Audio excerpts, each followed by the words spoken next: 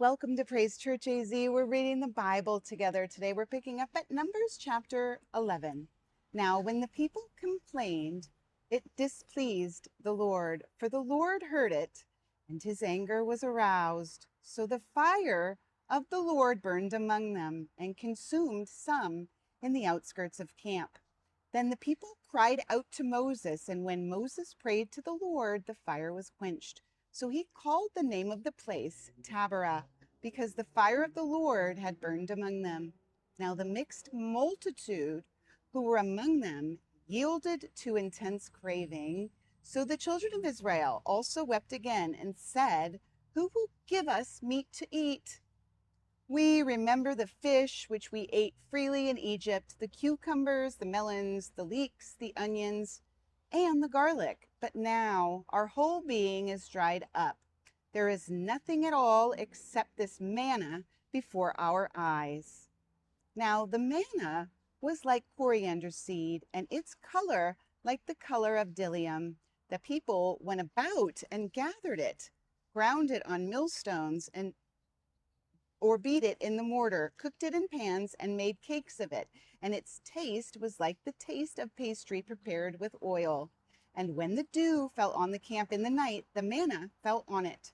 Then Moses heard the people weeping throughout their families, everyone at the door of his tent, and the anger of the Lord was greatly aroused. Moses also was displeased. So Moses said to the Lord, "Why have you afflicted your servant, and why have I not found favor in your sight, that you have laid the burden of all these people on me? Did I conceive all these people? Did I beget them? That you should say to me, 'Carry them in your bosom as a guardian carries a nursing child, to the land which you swore to their fathers.'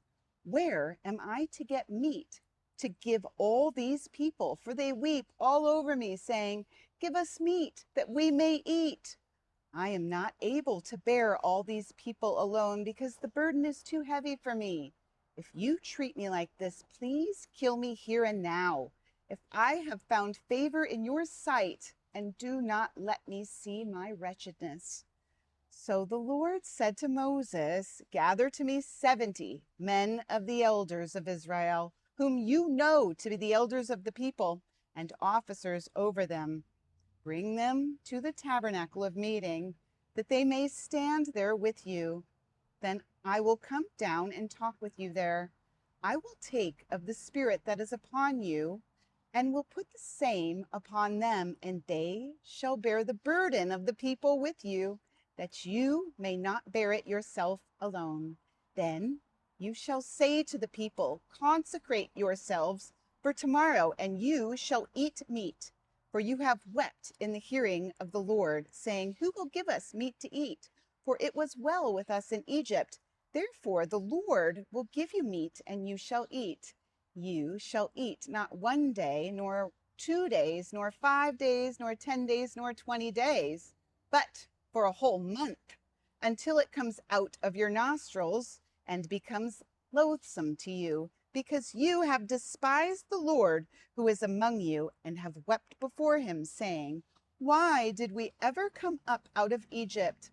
And Moses said, "The people whom I am among are 600,000 men on foot. Yet you said, 'I will give them meat that they may eat for a whole month.'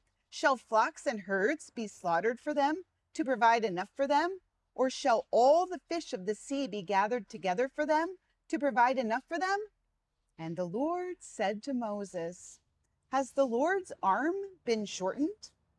Now you shall see whether what I say will happen to you or not." So Moses went out and told the people the words of the Lord, and he gathered the 70 men of the elders of the people and placed them around the tabernacle. Then the Lord came down in the cloud and spoke to him, and took of the Spirit that was upon him and placed the same upon the 70 elders. And it happened, when the Spirit rested upon them, that they prophesied, although they never did so again. But 2 men had remained in the camp. The name of one was Eldad, and the name of the other was Medad. and the Spirit rested upon them. Now they were among those listed, but who had not gone out to the tabernacle. Yet they prophesied in the camp. And a young man ran and told Moses and said, Eldad and Medad are prophesying in the camp. So Joshua the son of Nun, Moses' assistant, one of his choice men, answered and said, Moses, my Lord, forbid them.